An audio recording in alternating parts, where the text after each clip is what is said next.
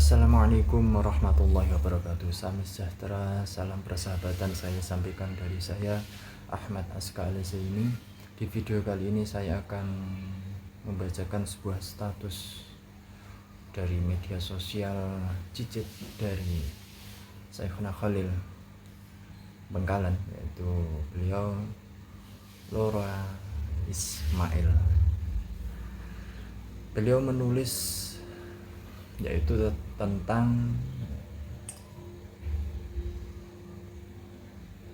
Kiai Imad yang mencetak buku mencetak kitab tebal, dan itu hanya bisa dilakukan oleh Kiai Imad di Indonesia, dan mungkin kalau luar negeri itu ulama-ulama yang sangat masyhur. Bagaimana statusnya? Yaitu status dari Lora Ismail di media sosial. Saya akan membacakan untuk Anda semua.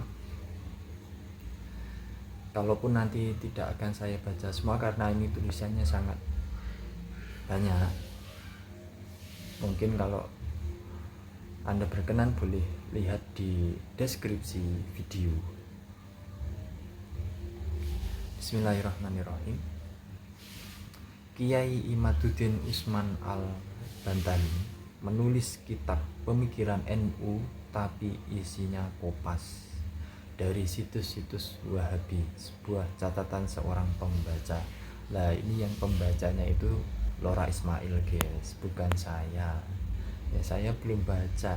Saya hanya membacakan status beliau Lora Ismail di media Facebook, media sosialnya yang resmi loh. Ya, ini ya, nanti kalian serang saya. Ya, oke, saya lanjutkan ya. Saat catatan ini ditulis, saya sudah membaca hampir separuh kitab Kiai Imad Al-Fiqroh An-Nahdiyah sesuai dengan namanya, kitab setebal 273 halaman dan sudah masuk cetakan ketiga. Ini menurut Kiai Imad berisi pemikiran-pemikiran Ahlus Sunnah wal Jamaah ala Nahdlatul Ulama. Kitab ini selesai ditulis oleh Kiai Imad pada tahun 1439 Hijriah atau sekitar 5 tahun yang lalu, sebelum beliau viral sebagai pembuat tesis yang menganulir nasab Habaib Ba'alawi. Kitab ini bisa di-download, nanti saya akan tulis di deskripsi video, dan kita lanjutkan. Ditulis penulis Hamdan Suhaimi, Wakil Ketua PWGP Ansor Banten, mengomentari, sebagai orang awam tentu saya sangat memuji karya Kiai Imad karena jarang dikembangkan oleh kiai pesantren. Seandainya bisa saya sejajarkan, mungkin kitab ini sejajar dengan kitab-kitab karya ulama Timur Tengah yang telah menjadi rujukan kita dalam memahami ajaran dan ilmu Islam yang sempurna dan luas. Bagi pembaca awam, khususnya jika ia termasuk muhibbin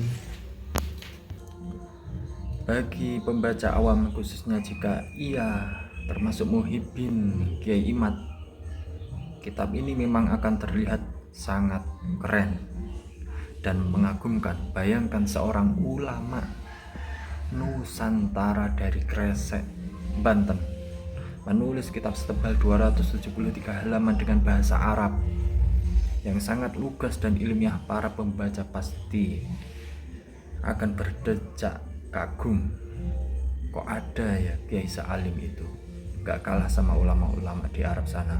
Tapi sayangnya saya bukan pengagum berat Kiai Imad. Saya membaca kitab ini karena murni penasaran dan pengen tahu seperti apa sih kualitas kealiman seorang Kiai Imad yang sedang dielulukan para muhibbinnya itu. Hasilnya, setelah membaca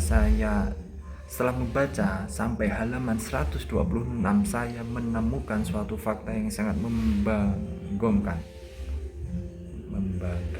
guys. Tapi ini ditulis dengan membanggakan oleh Lora Ismail ini ya guys ya. Jadi kamu semua menggugat saya. Banyak dari isi kitab pemikiran NU karya Kiai Imad ini beliau kopas dari situs-situs Wahabi tanpa menyebutkan sumbernya. Berikut adalah data-data yang berhasil saya kumpulkan, kemungkinan besar akan bertambah kalau saya sudah hatam membaca kitab-kitab dari Kiai Imad ini. 1. Di halaman 44.1 ketika membahas tentang bilangan jamaah sholat Jumat, saya sudah mulai merasa aneh ketika di situ Kiai Imad juga mencantumkan pendapat Ibnu Taimiyah. Padahal katanya kitab pemikiran NU. Nah, ini nanti akan saya tulis di deskripsi video karena sangat panjang ya guys. 1, 2, 3, 4, 5 sangat panjang. Akan saya ringkas yaitu di akhir saja, nanti kalian bisa bacanya.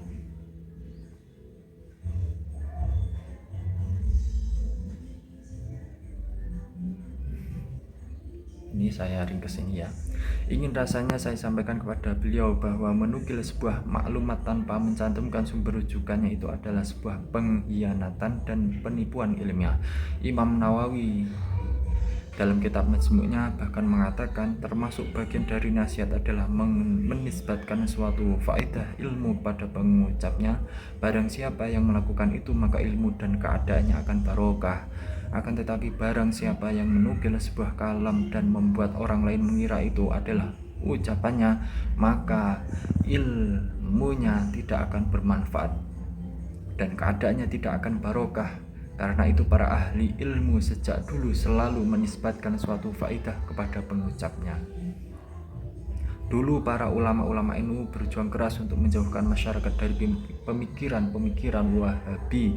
Sekarang ada kiai yang merasa paling NU bahkan mengarang kitab tentang pemikiran NU, anggota LBM NU pula, tapi isi kitabnya malah menukil dari ulama-ulama Wahabi.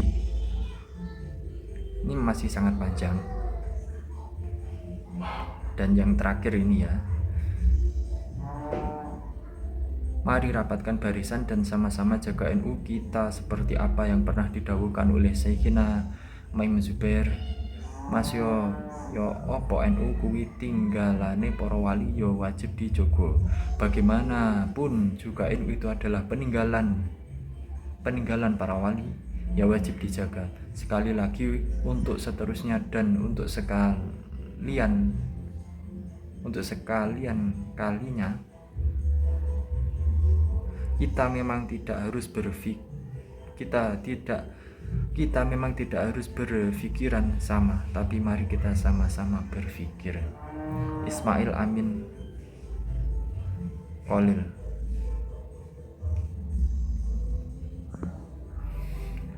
Ya, itu tadi saya sudah membacakan sebuah status dari Lora Ismail, cicit dari Syekhuna Khalil Bangkalan, Madura. Nanti akan saya teruskan tulisannya itu di deskripsi video, boleh Anda baca semua. Untuk meringkas video ini ya, karena tidak cukup membacanya itu secara 10 menit. Saya tadi membacanya juga hampir setengah jam. Oke, cukup sekian di video kali ini.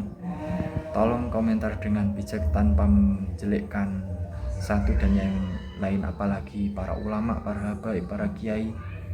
Kita sama bangsa Indonesia bersaudara. Wallahul muwaffiq ila aqwamit thoriq. Wassalamualaikum warahmatullahi wabarakatuh. Shallu ala Nabi Muhammad. Wassalamualaikum.